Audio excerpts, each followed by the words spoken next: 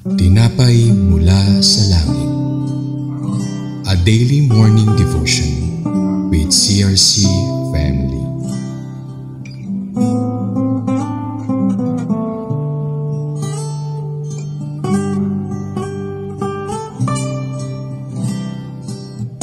Isang mapagpalang umaga po sa bawat isa. Ako po si Sister Janica Paelma at ito po ang Tinapay Mula sa Langit, ang ating pang-araw-araw na devotion sa salita ng Panginoon. Sa umagang ito po tayo po ay may title na The Purpose of the Memorial Stones. At ito po ay ating mababasa sa Joshua chapter 4 verses 21 to 24. Pero bago po tayo magsimula, tayo po ay dumako sa maikling panalangin. Hallelujah! Diyos na makapangyarihan sa lahat, kami po ay naririto upang ikipasalamatan at papurihan. Maraming salamat po sa panibagong araw niyo pinagkaloob sa bawat isa upang kami po ay magkaroon ng bagong opportunity to makapakinig ng iyong salita, Lord, at makipagbulay-bulay sa mga ito. Itago mo po ako sa inyong likuran upang aking ma-share ng mabuti, Lord, ang inyong salita, maging ang mga makikinig. Ikaw po ang siyang mag-bless at magbigay sa kanila ng open hearts to learn your words. Ikaw po ang aming pinapupurihan at pinasasalamatan. In Jesus' name we pray. Amen. So Joshua 4:21 to 24. He said to the Israelites, "In the future, when your descendants ask their parents, 'What do these stones mean?' Tell them, Israel crossed the Jordan on dry ground, for the Lord your God dried up the Jordan before you until you had crossed over. The Lord your God did to the Jordan what he had done to the Red Sea when he dried it up before us until we have crossed over. He did this so that all the peoples of the earth might know that the hand of the Lord is powerful, and so that you might always fear the Lord your God." So in this scripture po, nakarating na ang mga Israelites sa lupang pangako after 40 years, and they successfully crossed the Jordan River sa tulong ng Panginoon. Pinatigil po ng ating Diyos ang malakas at rumaragas ang agos ng tubig sa ilog Jordan upang ang mga Israelita ay makatawid. At mababasa po natin yan sa Joshua chapter 3 verses 15 to 16, while in chapter 4 verses 2 to 5 naman po, inutusan si Joshua ng ating Panginoon na pumili ng 12 lalaki sa bawat lipi at kumuha ng tigi-isang bato upang itayo or ilagay ang mga iyon as a testimony or pag-alala sa faithfulness or katapatan ng Diyos. So ano nga po ba ang ibig sabihin ng salitang memorial? So ang memorial po ay isang reminder or an object na tumutulong po sa atin to remember an event or person. So dahil natural or nature po ng tao ang pagiging makalimutin, ang pag-alala sa katapat ng Diyos ay mahalaga upang manatiling matatag ang ating pananampalataya. So what is the purpose of memorial stone? So bakit nga po ba pinalagay ng Diyos ang mga batong yon sa 12 lalaki mula sa bawat lipi ng Israelites? Una po, the purpose of memorial stones is to teach the next generation. So sa verse 21 to 12 po ating mababasa, "Kapag tinanong sa inyo ng mga inyong anak kung ano ang kahulugan ng mga batong iyan, sabihin ninyo sa kanila na lumakad sa tuyong lupa ang bayang Israel nang tumawid sila sa ilog Jordan." So hindi lamang po ito sa mga nakakita kundi sa mga darating na henerasyon, and kabilang po ang ating generation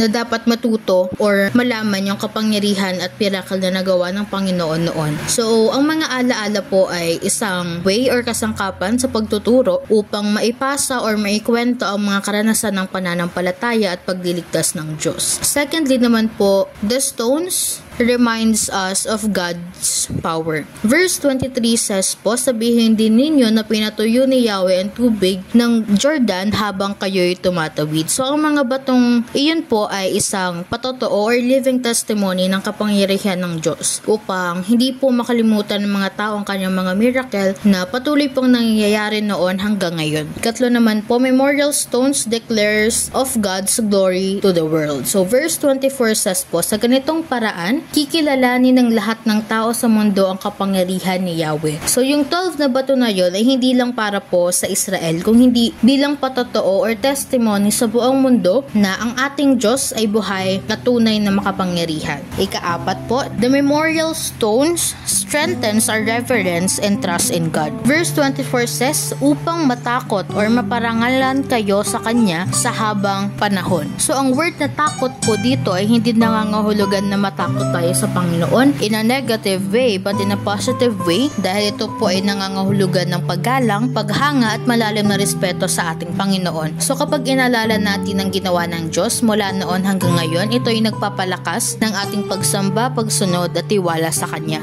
So as a conclusion po, Joshua 4 verses 21 to 24 reminds us that God commands us to always remember and ituro or ipahayag lahat ng miracles, kabutihan at katapatan na ginawa or ginagawa niya sa ating mga buhay. Yung 12 stones ay isang memorial to remind Israelites and future generations how God helped them sa pagtawid sa Ilog Jordan sa tuyong lupa just as He did at the Red Sea. This verse also reminds us that God's faithfulness and power is constant and tunay na hindi nagbabago. And kailangan natin na magtiwala sa Kanya and mag-serve para sa Kanyang kapurihan. It also encourages us to have our own memorials o kung paano natin aalalahanin ang kabutihan at miracle at katapatan ng Diyos. And in doing so, ating maipapahayag at maipapasa ang ating faith and we'll be able to inspire others to trust in God's unwavering power and faithfulness. Sabi nga po sa isang awitin, it is good to remember the goodness of God. Tayo po ay manalangin. Diyos na makapangyarihan sa lahat, salamat po. Salamat po sa umagang ito na inyong pinagkaloob sa bawat isa upang kami po ay makarinig muli ng iyong salita. Truly nga Lord na ang iyong kapangyarihan ay constant at hindi nagbabago at kami po ay nagpapasalamat dito